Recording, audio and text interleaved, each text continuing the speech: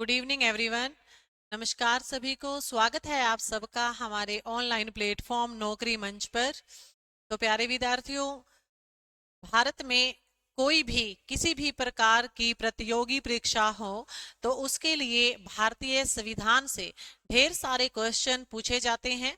चाहे यूपीएससी तक की कोई भी परीक्षा हो, दिल्ली पुलिस हो, रेलवे हो, कोई भी एसएससी, सीजीएल, सीएचएसएल, तो इन सब में प्यारे विद्यार्थियों भारतीय संविधान से काफी सारे क्वेश्चंस पूछे जाएंगे। भारतीय संविधान के पार्ट से, भारतीय संविधान के अनुच्छेद जो सबसे इंपॉर्टेंट होते हैं। तो हम यहाँ पर आज बात करेंगे भाग नंबर 4 भारतीय संविधान का। भारतीय संविधान में कुल भाग 22 थे, जो अभी 25 हो गए हैं। इनमें से भाग नंबर 3 को हमने कंप्लीट कर लिया था हमारी लास्ट वीडियो में। तो अभी हम बात करेंगे भाग नंबर 4 की। तो बढ़ते हैं अपने टॉपिक की तरफ। तो पार्ट नंबर 4 में राज्य नीति के निर्देशक सिद्धांत आते हैं। तो सबसे पहले हम यहाँ पर बात करेंगे पार्ट नंबर 4। तो भारतीय संविधान का पार्ट नंबर 4, इसमें नीति निर्देशक सिद्धांत हैं जो हमारे रहते हैं आर्टिकल 36 से 51 तक।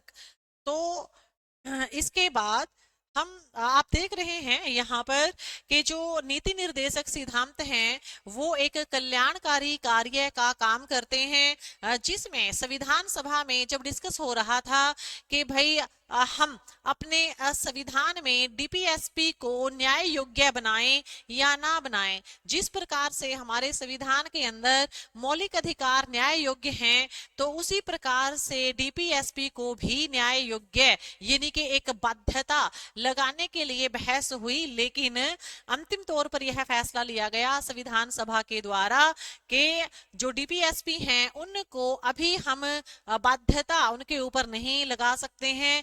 अभी हम नए नए आजाद हुए हैं, धीरे धीरे धीरे धीरे हम अपने प्रोसेस में आगे बढ़ेंगे और कुछ चीजों को संविधान में संशोधन करते हुए बाध्यता के रूप में लागू करेंगे। और आज के समय में बाध्यता के रूप में हमने काफी सारे नीति निर्देशक सिद्धांतों को संशोधन करके लागू कर भी दिया है। तो उस समय ये जो नीति निर्देशक सिद्धांत हैं हमारे, ये 3 यहाँ पर फॉर्म में इनको बांट दिया था: समाजवादी सिद्धांत, उदारवादी सिद्धांत और गांधीवादी सिद्धांत। तो 3 सिद्धांतों के ऊपर काम करते हैं राज्य नीति के निदेशक सिद्धांत। तो इसके बाद हम यहाँ डिटेल से जानेंगे प्यारे विद्यार्थियों, डिटेल से जानेंगे राज्य नीति के निदेशक सिद्धांत डीपीएसपी। तो जो डीपीएसपी हैं हमारे राज्य नीति के निदेशक सिद्धांत जो पूरे इंडिया में इस समय लागू हैं आर्टिकल 36 से आर्टिकल 51 तक। तो भारतीय संविधान में इनका बड़ा ही महत्व है, बहुत ज्यादा महत्ता इनकी है।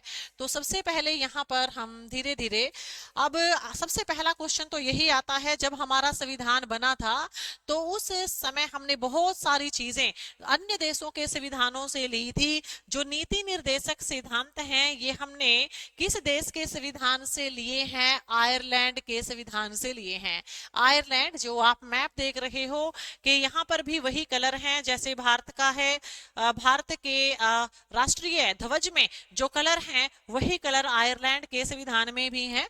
तो कुछ कुछ मिलता जुलता है। तो हमारे जब हमारा संविधान बना तो सर बेनेगल राव ने जो संविधान का मसौदा तैयार किया था तो उसमें से आयरलैंड के संविधान से हमने डीपीएसपी को चुना था। तो पहला क्वेश्चन तो यही कंप्लीट हो जाता है कि डीपीएसपी को हमने भारतीय संविधान में किस देश के संविधान से लिया है एज अ सोर्सेज। तो एज अ सोर्सेज हमने लिया है इसको आयरलैंड के संविधान से।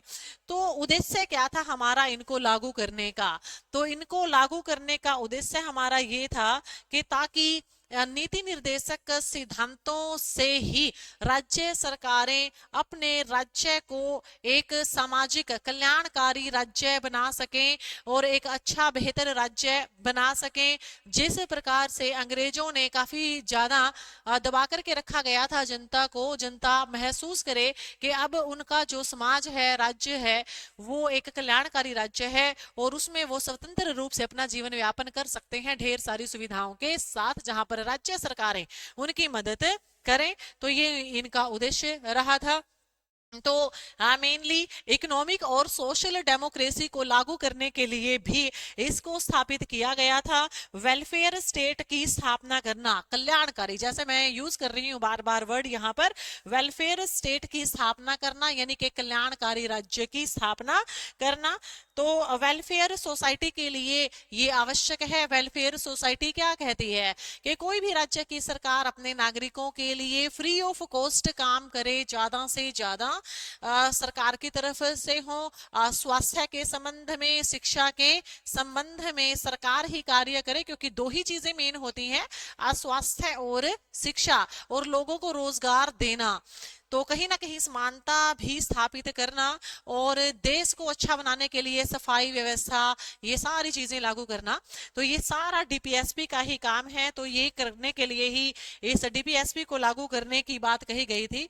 तो नेक्स्ट हम बढ़ते हैं, इंपॉर्टेंट आर्टिकल 41 एग्जाम में सबसे ज्यादा पूछा जाता है। 43, 44, 45, 48 ए, 49 और 51। तो सबसे ज्यादा जो रेशो है इनमें से, वैसे तो सारा इंपॉर्टेंट है, सबसे ज्यादा रेशो जो होता है वो ये है, सारा जो पूछा जाता है जिसमें इकोनॉमिक सोशल डेवलपमेंट की बात की गई है, ये इंपॉर्टेंट आर्टिकल है। इन सब पर हम प्यारे विद्यार्थियों डिस्कस करेंगे।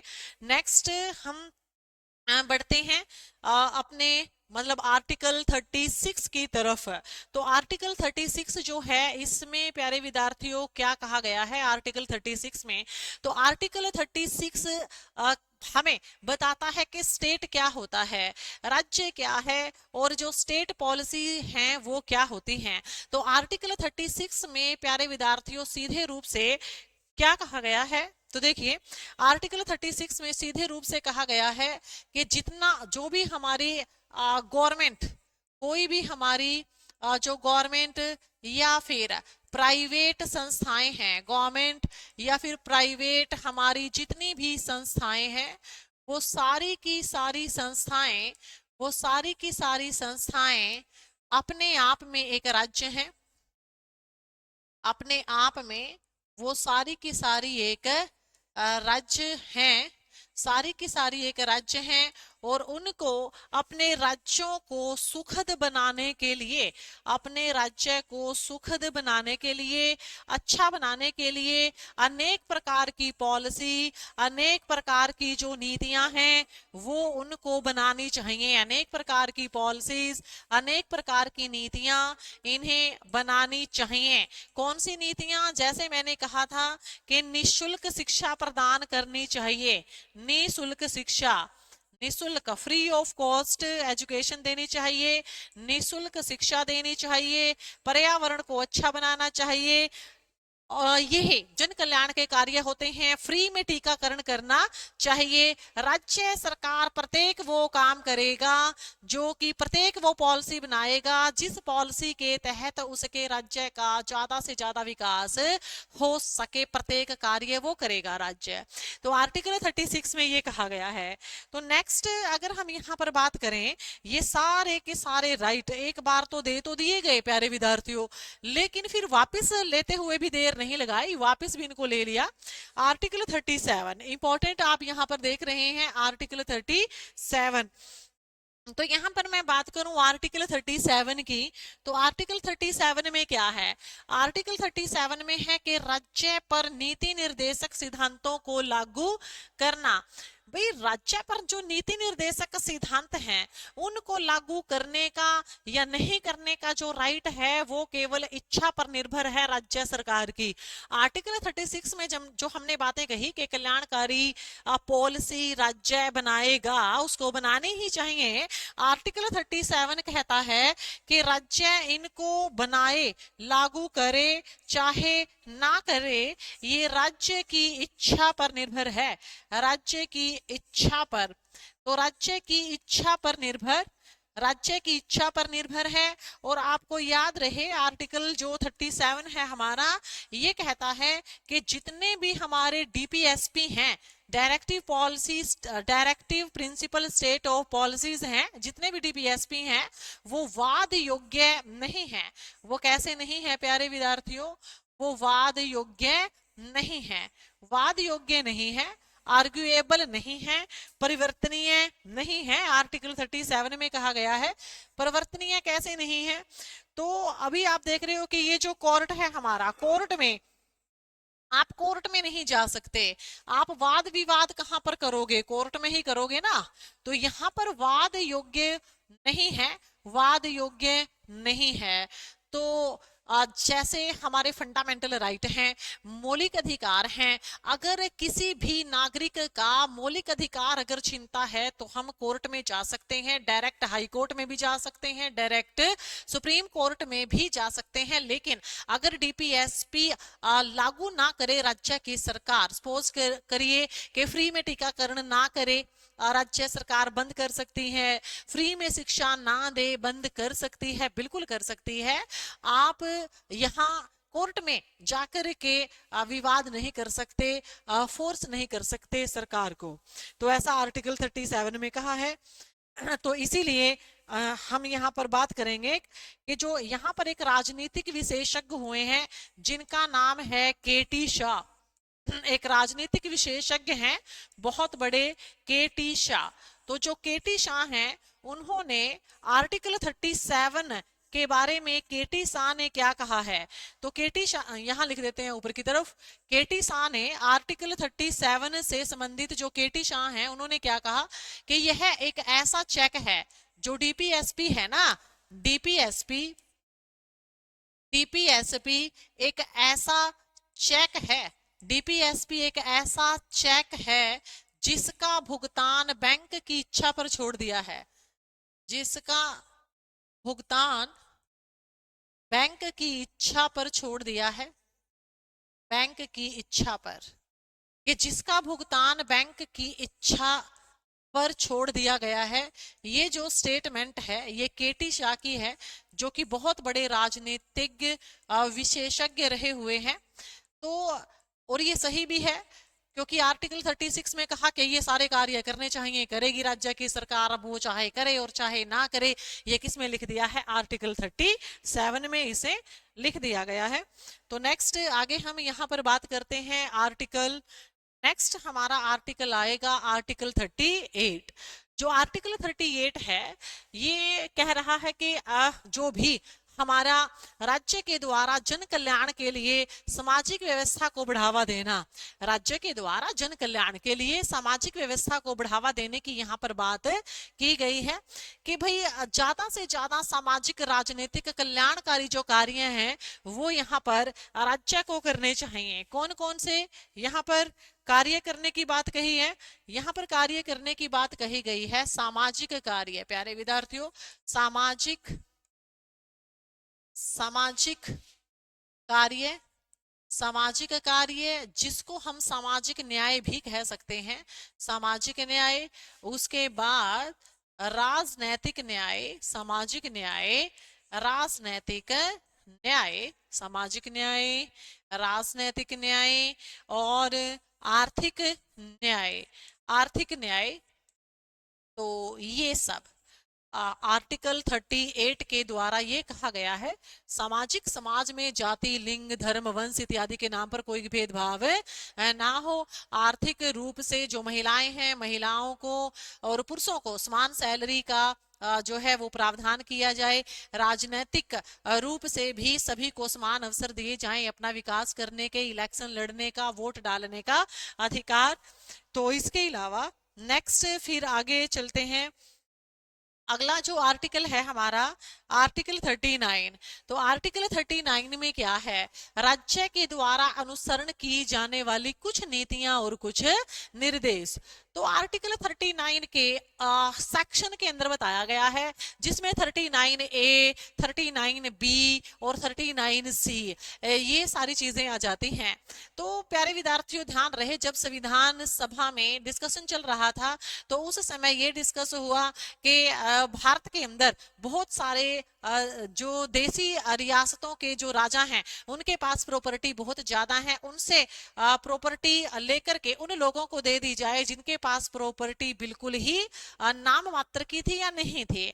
क्योंकि उस समय वादा भी किया था भारतीय नेताओं ने, जो जिन लोगों ने, जिस आम जनता ने भाग लिया था स्वतंत्रता आंदोलन में, कि उनको क्या मिलेगा आजादी के बाद। तो उनसे वादा किया गया था कि भाई जो भी यहाँ सार्वजनिक संपत्ति है भारत के अंदर, तो उसके ऊपर सभी का समान रूप से अधिकार होगा और आपको आर्थिक रूप से सक्षम बनाएगी सरकार। तो इन सब पर डिस्कस चला। तो यहाँ पर फिर एकदम से तो लागू नहीं कर सकते थे, एकदम से देसी राजाओं से प्रॉपर्टी नहीं छीनी जा सकती थी। तो ऐसा कहा गया कि अभी ये राज्य की इच्छा पर छोड़ देते हैं, धीरे धीरे संशोधन के तहत इसको लागू करने का प्रयास किया जाएगा। एकदम से अगर करते तो फिर आंदोलन हो जाता। तो नेक्स्ट हम यहाँ पर देख रहे हैं कि आर्टिकल 39A, जो मैं अभी बात कर रही थी कि समान नागरिक संहिता बनाना, कि सारे के सारे जो नागरिक हैं वो समान हैं, तो उनको आर्थिक रूप से समान बनाना चाहिए, सार्वजनिक संपत्ति के ऊपर सभी का समान रूप से अधिकार होना चाहिए, ऐसा कहा गया। उसके बाद तो नेक्स्ट हम यहाँ पर बढ़ते हैं आर्टिकल 40। तो आर्टिकल जो 40 है यहाँ पर, आर्टिकल नंबर 40। तो आर्टिकल नंबर 40 के अंदर ग्राम पंचायत की स्थापना की बात कही गई। प्यारे विद्यार्थियों, ग्राम पंचायत, तो जो ग्राम पंचायत है, ग्राम पंचायत, तो भारत में ग्राम पंचायत की स्थापना कौन से अनुच्छेद से हुई? अनुच्छेद नंबर 40।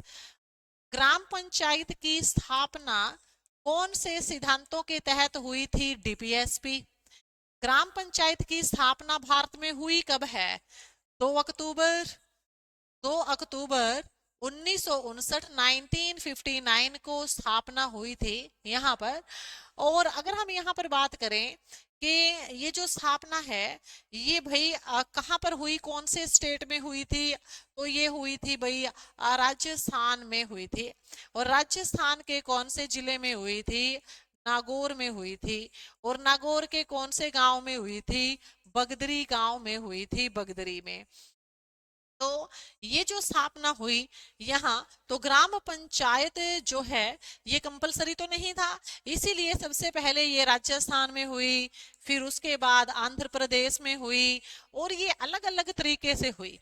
वर्तमान समय के अंदर भी पूरे भारत के अंदर पंचायती राज लागू नहीं है, पूरे भारत में नहीं लागू, पूरे भारत में लागू नहीं, जहां जहां लागू है वहां 3 स्तरीय है। और उसके बाद आता है प्यारे विद्यार्थियों पश्चिमी बंगाल। पश्चिमी बंगाल में पंचायती राज के 4 स्तर हैं। पंचायती राज के कितने स्तर हैं पश्चिमी बंगाल में? 4 स्तर पंचायती राज के हैं। ग्राम पंचायत, उसके बाद है ब्लॉक समिति, फिर है जिला परिषद, और जिला परिषद के बाद है राज्य परिषद। ये 4 हैं पश्चिमी बंगाल में। तो एक जैसे नहीं है। क्यों नहीं है एक जैसे? क्योंकि सभी राज्यों की जो पॉलिसीज हैं डीपीएसपी के तहत वो कैसी हैं? वो सारी पॉलिसीज अलग अलग हैं। राज्य की इच्छा के ऊपर डिपेंड था कि जिस जिस राज्य को लगे कि उसके राज्य का कल्याण होने के लिए, अच्छा बनाने के लिए, एक व्यवस्था बनाने के लिए पंचायती राज लागू किए, उन्होंने अनुच्छेद नंबर 40 के तहत लागू किया।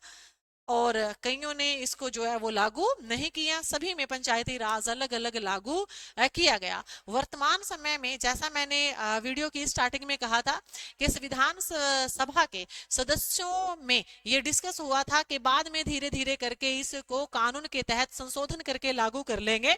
तो अभी वर्तमान समय के अंदर जो पंचायती राज है वो 73वें संविधान संशोधन के द्वारा, जो कि 1993 के अंदर हुआ था, 73वां संविधान संशोधन, एमेंडमेंट नंबर 73, जो 73वां संविधान संशोधन हुआ था, उसके तहत पंचायती राज को पूर्ण रूप से अब संवैधानिक दर्जा प्रदान कर दिया गया है। कौन सा दर्जा प्रदान कर दिया भाई? संवैधानिक दर्जा जो है वो अब प्रदान कर दिया है पंचायती राज को। तो अब पंचायती राज के जो रूल रेगुलेशन हैं वो ऑलमोस्ट पूरे के पूरे इंडिया के अंदर समान है। संवैधानिक दर्जा मिलने के बाद पंचायती राज राज भारत के सबसे पहले कौन से राज्य के अंदर हुआ था? कर्नाटक में। कहां पर लागू हुआ था? कर्नाटक में। मैंने क्या कहा है कि 73वें संविधान संशोधन के द्वारा संवैधानिक दर्जा जब मिला तो सबसे पहले कौन सी स्टेट में लागू हुआ? कर्नाटक में। लेकिन जब अनुच्छेद नंबर 40 के तहत इसको लागू किया गया था तो कहां पर लागू हुआ था? राजस्थान में। वर्तमान समय के अंदर पंचायती राज का जो अनुच्छेद है वो अनुच्छेद नंबर 40 नहीं है, वर्तमान में है आर्टिकल 243। 243 क से लेकर के न तक लगभग यहाँ पर 16 सेक्शन है पंचायती राज के। तो धीरे धीरे धीरे धीरे काफी सारी ऐसी चीजें हैं जिनको लागू कर दिया गया है संविधान के मतलब संशोधनों के तहत, उनको कानूनन बनाते जा रहे हैं। लेकिन इच्छा पर डिपेंड है, कोई राज्य इसको पहले करता है और कोई राज्य बाद में करता है। तो नेक्स्ट आगे बढ़ते हैं, आप चाहें तो स्क्रीनशॉट ले सकते हैं इसका। नेक्स्ट अगला जो आर्टिकल है आर्टिकल 41। तो आर्टिकल 41 के अंदर प्यारे विद्यार्थियों क्या है कि राज्य के द्वारा रोजगार का अधिकार, शिक्षा का अधिकार और सार्वजनिक सहायता का अधिकार है। तो जितने भी भारत के अंदर व्यक्ति रहते हैं, लोग रहते हैं, उनको सार्वजनिक रूप से सहायता करना राज्य का धर्म है। और 6 से लेकर के 14 साल तक की एज के जो बच्चे हैं उनको तो शिक्षा का अधिकार अब राइट टू एजुकेशन में आ गया। यहाँ पर क्या है, यहाँ शिक्षा का जो अधिकार है सभी को समान रूप से शिक्षा व्यवस्था होनी चाहिए, यहाँ चाहिए से संबंधित था। और सभी जितने भी व्यक्ति बेरोजगार हैं उनको सामान्य स्तर पर रोजगार दिलाना सरकार का कर्तव्य है, सरकार को वो दिलाना ही चाहिए। इस अभी काफी सारी ऐसी योजनाएं हैं सरकार की जिसके तहत बेरोजगारों को रोजगार देने का काम सरकार ने किया है। उनमें से एक है सक्षम योजना। तो आर्टिकल 41 में सामान्य रोजगार की बात की है, सामान्य शिक्षा की बात की है और सार्वजनिक सहायता की बात की है। जो नेक्स्ट है, नेक्स्ट यहाँ पर हम बात करते हैं आर्टिकल 42 की। नेक्स्ट आगे जो आर्टिकल है हमारा आर्टिकल 42, अनुच्छेद नंबर 42। तो अनुच्छेद नंबर 42 जो है हमारा, इसमें न्याय संगत, आर्टिकल 42 में न्याय संगत तथा मानवीय परिस्थितियों में कार्य तथा प्रसूति सहायता के लिए प्रावधान है। तो जब भी हम कोई भी पॉलिसी अपनाते हैं, कोई भी राज्य जो भी पॉलिसी अपनाएगा वो मानवता को ध्यान में रखकर अपनानी चाहिए, न्याय संगत होनी चाहिए। जैसे कि पैटर्निटी लीव यानी कि प्रसूति सहायता। तो जो प्रसूति सहायता है, प्रसूति सहायता आर्टिकल 42 क्या कहता है? आर्टिकल 42 में यहाँ जो बात है प्यारे विद्यार्थियों, आर्टिकल 42 में ये क्या बात की गई है? आर्टिकल 42 क्या कहता है? आर्टिकल 42 के अनुसार सरकारी, आर्टिकल 42 के अनुसार सरकारी कर्मचारी, आर्टिकल 42 कहता है जो सरकारी कर्मचारी महिला है, आर्टिकल 42 सरकारी कर्मचारी महिला को जो प्रसूति सहायता है, प्रसूति सहायता वो कितने महीने के लिए मिलेगी? प्रसूति सहायता, प्रसूति सहायता मिलेगी प्यारे विद्यार्थियों उसे 6 मंथ के लिए। सहायता क्या है कि भाई ये 6 मंथ उसको अवकाश मिलेगा, लेकिन जो वेतन है उसका, वेतन में किसी भी प्रकार की कोई कटौती नहीं होगी, वेतन में कटौती नहीं होगी। और 6 मंथ का प्यारे विद्यार्थियों उसको मिलेगा अवकाश। और ये जो अवकाश है ये कितने बच्चों पर मिलेगा? 2 बच्चों पर अवकाश मिलेगा, 2 बच्चों पर। अगर तीसरा बच्चा है तो वो यहाँ पर अवकाश ले सकती है, लेकिन फिर उसमें वेतन में कटौती होगी। उसके अलावा फिर अगर हम यहाँ पर बात करें कि अगर कोई ऐसा व्यक्ति है जो कि पुरुष है और वो गवर्नमेंट कर्मचारी है और उसकी पत्नी को बच्चा होता है, तो यहाँ पर अगर हम पुरुष की बात करें, ये जो पुरुष है, पुरुष अगर पुरुष गवर्नमेंट एम्प्लॉय है, कर्मचारी है, गवर्नमेंट कर्मचारी है, अगर पुरुष है तो उसको 1 मंथ का यहाँ पर अवकाश मिलेगा। 1 मंथ का अवकाश उनको मिलेगा, 1 मंथ का अवकाश। तो 1 मंथ का अवकाश मिलेगा कितने बच्चों पर? 2 बच्चों पर ये सुविधा उनको मिलेंगी। और जो वेतन है, वेतन में कटौती नहीं होगी, वेतन में कटौती नहीं। तो वेतन में किसी भी प्रकार की कोई कटौती नहीं होगी। तो ऐसा आर्टिकल 42 जो है, आर्टिकल 42 के अंदर ऐसा लिखा गया है। तो इसके बाद फिर नेक्स्ट आर्टिकल की तरफ हम बढ़ते हैं। तो प्यारे विद्यार्थियों, न्याय संगत तथा मानवीय परिस्थितियों में सहायता, तो हमने यहाँ पर बात की आर्टिकल 42 तक। इसके अलावा आगे भी हम बात करते रहेंगे। नेक्स्ट लेक्चर में हम नीति निर्देशक सिद्धांतों को कंप्लीट करेंगे। फिर मिलते हैं। तब तक के लिए नमस्कार, जय हिंद।